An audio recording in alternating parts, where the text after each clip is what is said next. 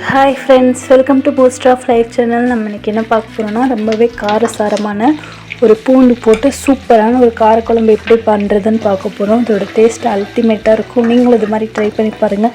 எல்லாருமே ரொம்ப லைக் பண்ணி சாப்பிடுவாங்க. இதே மெத்தடில் இப்படியே ட்ரை பண்ணி பாருங்கள், சூப்பராக இருக்கும். சரிங்களா? இதை நம்ம ஒரு 2 days கூட வச்சு சாப்பிட்லாம். டேஸ்ட் அவ்வளோ நல்லாயிருக்கும். வாங்க ஃப்ரெண்ட்ஸ், இந்த காரக்குழம்பு எப்படி பண்ணுறதுன்னு பார்க்கலாம்.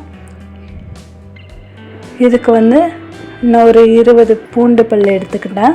அப்புறம் 2 பெரிய வெங்காயத்தை நல்ல சின்னதாக நறுக்கி சேர்த்துட்டேன். அப்புறம் லெமன் சைஸ் புளி, ஒரு 2-3 கொத்து கருவேப்பிலை, அப்புறம் 3 தக்காளியை இந்த மாதிரி அரைச்சி பேஸ்ட் மாதிரி வச்சுக்கிட்டேன். இப்போ நம்ம வானல் ஹீட் அனுப்புகிறோம். இது காரக்குழம்பு நல்லெண்ணெய் பண்ணும்போது டேஸ்ட் ரொம்பவே நல்லாயிருக்கும். இப்போ ஒரு டீஸ்பூன் கடுகு ஆட் பண்ணிக்கலாம். கடுகு உளுந்த பருப்பு நல்லா பொரிஞ்சு வரும்போது அது கூட 1 டீஸ்பூன் வெந்தயம், அப்புறம் 1/2 டீஸ்பூன் மிளகு, 1/2 டீஸ்பூன் சீரகம் இதெல்லாம் ஆட் பண்ணிக்கலாம். இதில் கொஞ்சம் கலர் சேஞ்ச் ஆனப்புறம் நம்ம நறுக்கி வச்சுருக்க வெங்காயத்தை இது கூட போட்டுக்கலாம். பாருங்கள், கொஞ்சம் கொஞ்சமாக கலர் சேஞ்ச் ஆக ஆரம்பிச்சிச்சு. இந்த ஸ்டேஜில் நம்ம கட் பண்ணி வச்சுருக்க வெங்காயத்தை இது கூட ஆட் பண்ணிக்கலாம். இந்த காரக்குழம்பு ரொம்பவே டக்குன்னு செஞ்சிடலாம். ஒரு 15 minutesல செஞ்சிடலாம். இப்போ இந்த வெங்காயம்லாம் நல்லா வதங்கணும். அப்புறம் இது கூடவேவும் நம்ம எடுத்து வச்சுருக்க பூண்டு பற்களெல்லாம் சேர்த்துக்கலாம். இதெல்லாம் நல்லா பொன்னிறமாக வதங்கணும். நல்ல இதோட பச்சை வாசனைலாம் போகிற வரைக்கும் நல்லா வதக்கி விட்டுக்கோங்க. இது கூட கருவேப்பிலையும் இது கூடயே ஆட் பண்ணிக்கலாம்.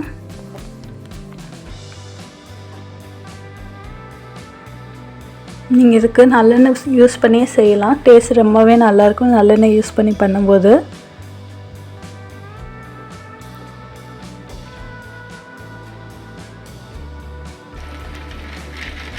பாருங்கள், நல்ல கலர் சேஞ்ச் ஆக ஆரம்பிச்சிச்சு. இந்த மாதிரி ஸ்டேஜில் நம்ம அரைச்சி எடுத்துக்கிட்ட அந்த தக்காளி ஆட் பண்ணிக்கலாம். நான் 3 தக்காளி அரைச்சி எடுத்துருக்கேன். இப்போ தக்காளியோட பச்சை வாசனைலாம் போகிற வரைக்கும் கொஞ்ச நேரம் கொதிக்க விடணும்.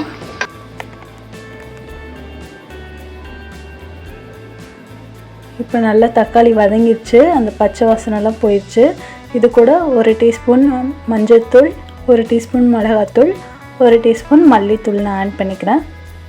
அது கூடவே நான் வீட்டில் அரைச்சி வச்சுருக்க குழம்பு மிளகாத்தூள் ஆட் பண்ணிக்கிறேன்.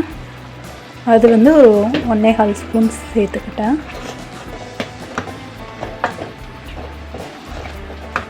இதுக்கு நல்ல பழமாக இருக்கிற தக்காளி எடுத்துக்கோங்க. அதான் நல்ல ஒரு கலர் கொடுக்கும் குழம்புக்கு. பாருங்கள், பார்த்தாலே தெரியும் எப்படி இருக்குன்னு பாருங்கள் கலரு. இதுக்கு நாம் எந்த ஒரு ஃபுட் கலரும் ஆட் பண்ணல.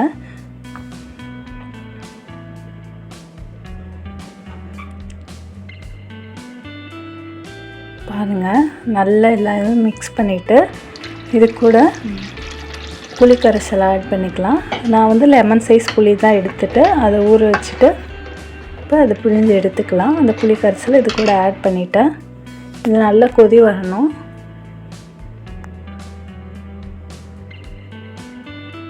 இப்போ தேவையான அளவு உப்பு ஆட் பண்ணிக்கோங்க.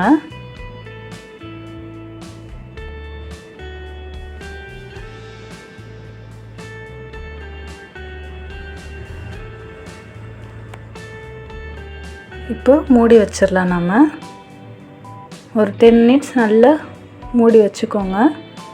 அவ்வளோதாங்க, ரொம்பவே ஈஸியான ஒரு சூப்பரான பூண்டு காரக்குழம்பு ரெடி ஆகிடுச்சு. நீங்களும் இதே மெத்தடில் ட்ரை பண்ணி பாருங்கள். டேஸ்ட் ரொம்பவே நல்லாயிருக்கும். எல்லோரும் லைக் பண்ணி சாப்பிடுவாங்க.